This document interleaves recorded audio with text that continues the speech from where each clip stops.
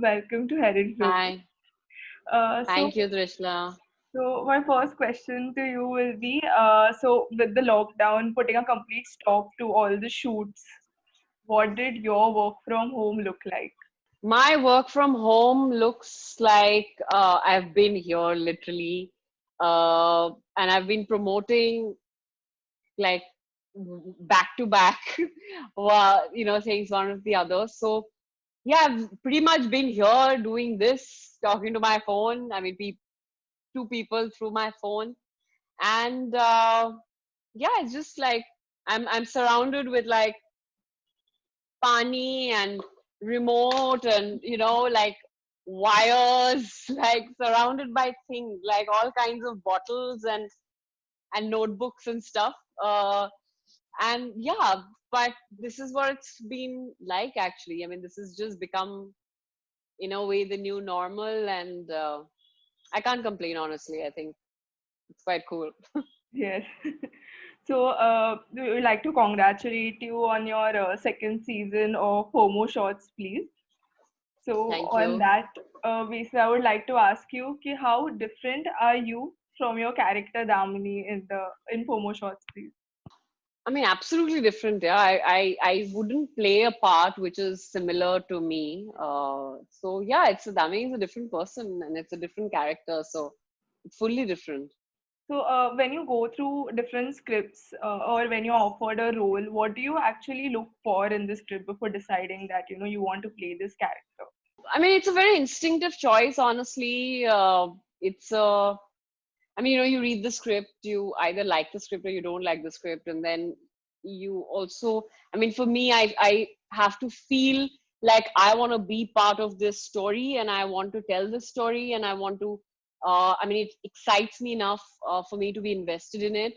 And, then obviously the character uh, and the director and basically what's on paper, I get a sense of whether I'm being able to imagine this and visualize this vividly. This world is something that I believe in, the politics of the narrative, so everything. And it's a very instinctive choice, really. So, in the lockdown, now you see that the entertainment industry has moved to OTT platforms. From like the focus is more on OTT platforms than the big screen. So, what is your Right. take on it? It's a great thing that we have it, honestly, because a lot of, I mean, a big reason why people are being able to survive is, entertainment and different kinds of films, not just Indian content, but content from all over the world, be it films, shows, documentaries, everything, and short films. So, yeah, I mean, entertainment is a big part, I mean, very, very important. And I think everyone's sort of, again, realized in a different way. Uh, and it's great because a lot of our stuff is getting being watched much more than it probably otherwise would. Of course, Fomo Shots season one had done very well, so they were expecting season two to do well. But I think maybe because of the lockdown, I mean, it was massive. It was just like beyond what anyone could have imagined. Then that's when we realized, oh my god. And then I had another in fact show, which is a British television show called Good Karma Hospital, that came out. And then even that, like, that was obviously UK, Yeah. and but that garnered a lot of sort of interest and appreciation. And then of course Axone, which is the film on Netflix right now, it was supposed to have a theatrical release, but they sort of chose to, just do a release on Netflix because, now we don't really know when theaters are going to open, and there's no point waiting for it once your film is ready. I mean, for some films, you still need that big extravaganza. So, that whole thing of an experience of going and like watching the film on a big screen, but you don't need that for all films. And I think it just makes more sense to reach it to the audience at this point. So, as you mentioned about your film, Pune. Akune. So, how was Mhm. the experience shooting for that? It was very, very taxing shoot. We were shooting in July in Delhi, in a place called Humayunpur, and in the houses we were shooting were very, very cramped, and it was incredibly difficult. But yeah, I mean, we also made some amazing friends and ate some amazing food, and And yeah, I mean, it was just overall, I think it's a win-win situation now that, there's so much love that people have showered for the film, and there's so much appreciation, and literally, like, the way it's sort of became viral, and everybody sort of spoke about it, and it just became what it is, just through sheer word of mouth. And it's been quite a journey for the film, and we are very, very happy and honestly grateful for where it's come today. When you saw the script first, what were you thinking, that what are you guys trying to put out to the audience through the movie? Like, what was the message you were trying to drive through the movie? The message was very clear, honestly. I mean, it's a film which deals with people, which talks about people from different Northeast states who live in Delhi. And it's a bunch of, kids, bunch of Yeah. friends who are trying to make a dish. So it's, the subtext is heavily on racism, but it's also a comedy, and it's a satire, and it's being told in the garb of a funny film. Yes. But the humor is innate to, to it's like comedy of error, so what's actually happening in the film, but it sort of underlines uh, very, very serious and grave issues. And it really has started a dialogue and discourse about how people from the Northeast are viewed upon, the prejudice that they face, hate that that is that they often face, in the mainland India.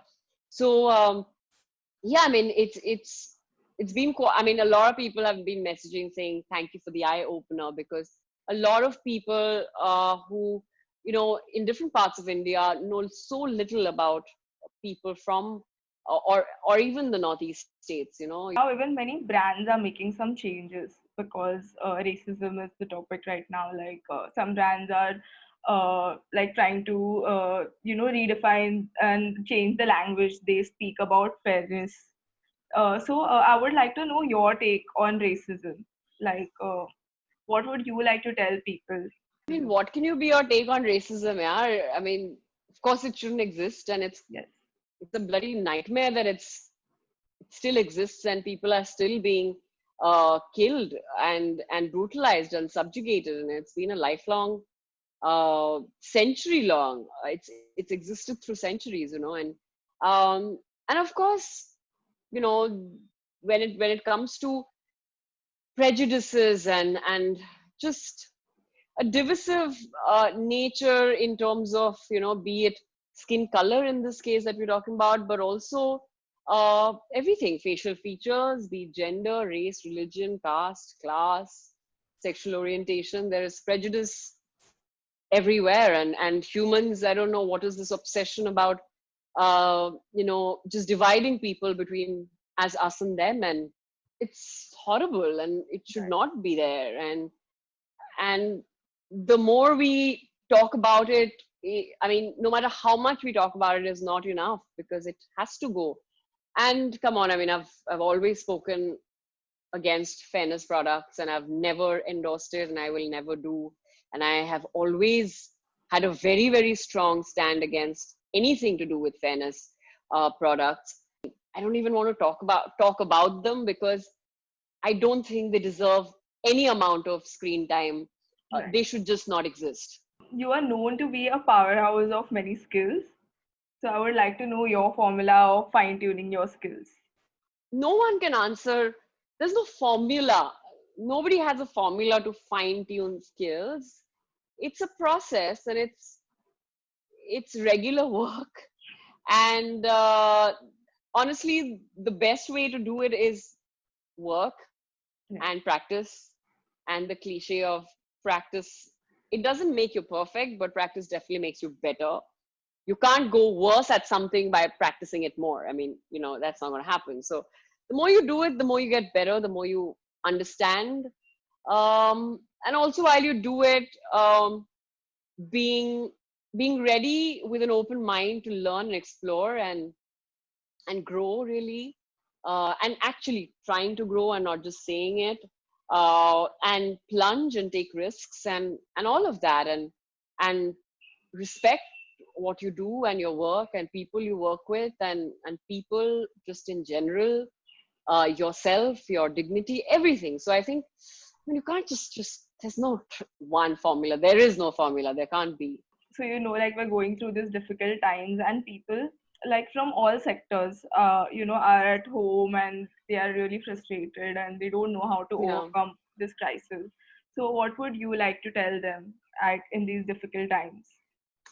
Again, I think it would be very wrong for me to sit in my privileged bubble telling people what to do. Everyone's going through shit. Everyone's struggling. Uh, and I know this because I have people in my family who are struggling and really having to go. They're going through a lot, because of COVID and everything that's Right. brought upon us. So I honestly feel, to each his own and to each her own. But if we can sort of have a little bit of more empathy and just lessen our greed at an individual level. Just think of nature, think about the environment, think about one another, think about a more sustainable living, helping each other and not like going at each other, and also coming from a place where people who have the fortune, to have a little more than the others. If you can share to whatever degree, if we can share how much ever you can, I think that's really important. So yeah, I think it's the time to contemplate and self introspect, and then find little things that make you happy, give you joy, whatever it is, be it cooking, be it knitting, be it cleaning your house, be it just sitting with your family, or whoever, whatever makes you happy, or singing or whatever. uh, do that, and definitely, I mean, again, mental health is something that I think we should talk about as part of every conversation, and not just as tokenism, but truly giving it more heed, and